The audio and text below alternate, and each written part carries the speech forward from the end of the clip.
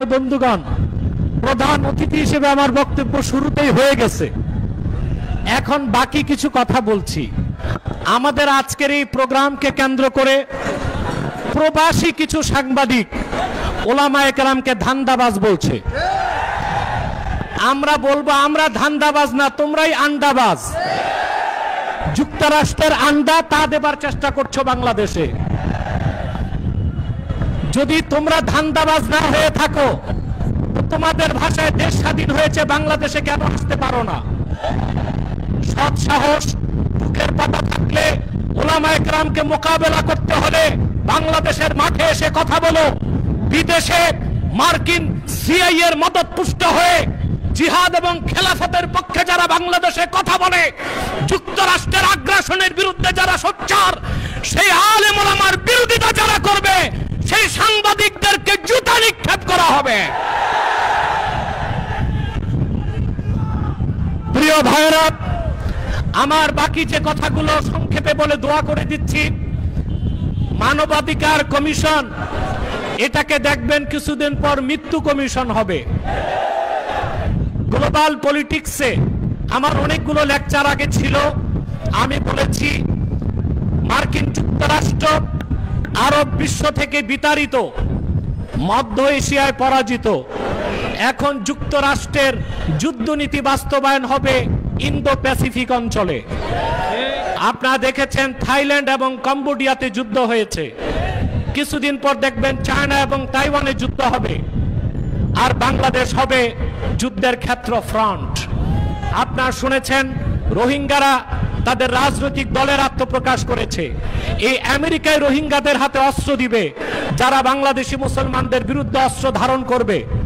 বাংলাদেশকে civil war বা গৃহযুদ্ধের মাধ্যমে বাংলাদেশের স্বাধীনতাকে বিপন্ন করার মার্কিন চেষ্টার অংশ হিসেবেই কথিত জাতিসংঘের মানবাধিকার কমিশন প্রতিষ্ঠিত হয়েছে। আজকের পরই এই জাতিসংঘের কমিশনের কার্যক্রম নিষিদ্ধ করতে হবে। যদি করা না হয়, এই শাপলা চত্বরে 13 সালে যারা রক্ত দিয়েছে, সে আলেম ওলামা পীর মাশায়েখ এখনো বেঁচে আছে। প্রয়োজনে ইসলামের সুমহান স্বার্থ রক্ষায়, মুসলমানদের মৌলিক দাবিগুলো আদায়ে আর বাংলাদেশের স্বাধীনতা রক্ষায় আরেকবার তারা রক্ত দিতে রাজপথে নেমে আসবে। জিহাদের কথা বললে জঙ্গি বলে। আপনারা বলুন তো, জিহাদ অস্বীকারী মুসলমান না কাফের?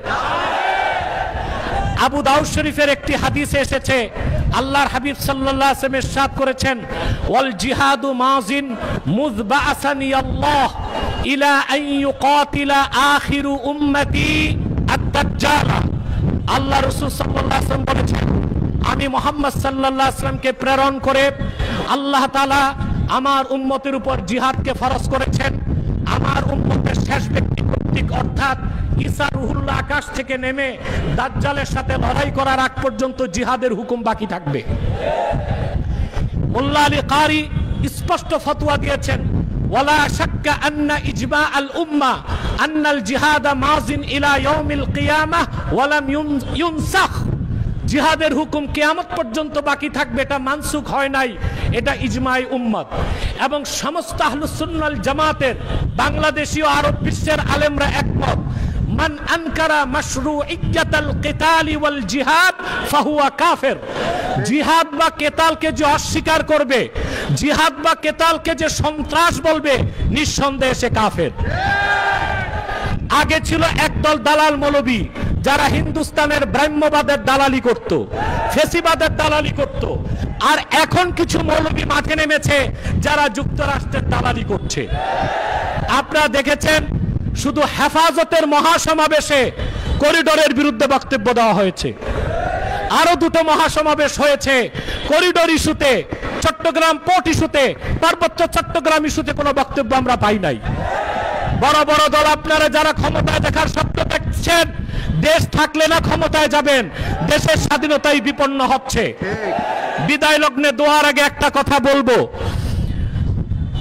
হানাফি মাযহাবের এটা মতন এবং ফতোয়া মুফতাবিহি কওল, ইন হাজামাল আদু আলা বালাদিন তাখরুজুল মারআতু বিগাইরি ইযনি যাওজিহা ওয়াল আমাতু বিগাইরি ইযনি মাওলাহা।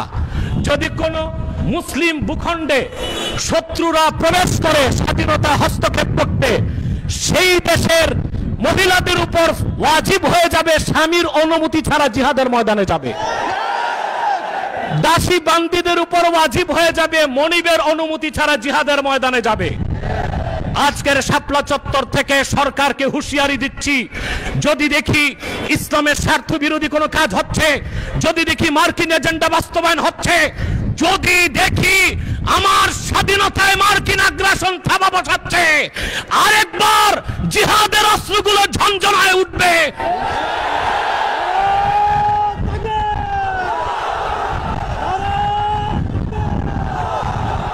মানবাধিকার কমিশন, মানবাধিকার কমিশন, মানবাধিকার কমিশন। ربنا ظلمنا أنفسنا وإن لم تغفر لنا وترحمنا لنكونن من الخاسرين اللهم اغفر لي ولوالدي وللمؤمنين يوم يقوم الحساب آمين اللهم ارزقنا قلبا نقيا من الشرك بريا لا كافرا ولا شقيا اللهم حبب إلينا الإيمان والقرآن وزينهما في قلوبنا وكره إلينا الشرك والكفر والعصيان يا حنان يا منان ويا منزل القرآن الله নাকে বুভুক্ষ তৃষ্ণার্ত তোমার হাজার হাজার ইমানদার বান্দা ইসলামের সুমহান স্বার্থে দেশের স্বাধীনতা রক্ষায় মাঠে নেমে এসেছে। আল্লাহ আমাদের প্রত্যেককে তুমি দ্বীনের মুজাহিদ কর্মী হিসেবে কবুল করে নাও। আজকের মঞ্চে নেতৃত্বের ভূমিকায় যত উলামায়ে কেরাম এসেছেন তাদের সকলকে সিপাহ সালারের ভূমিকায় তুমি অবতীর্ণ হবার তৌফিক দান করো।